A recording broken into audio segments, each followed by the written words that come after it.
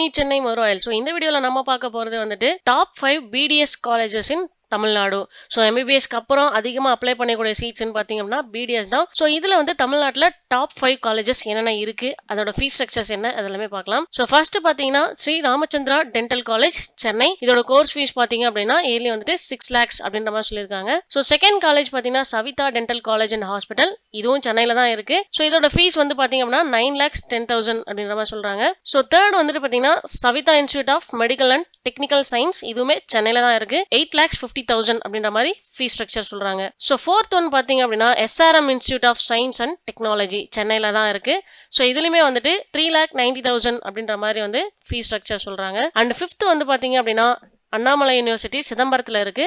So இதுலேயும் வந்து fees பார்த்தீங்கன்னா 3,90,000 அப்படின்ற மாதிரி சொல்கிறாங்க.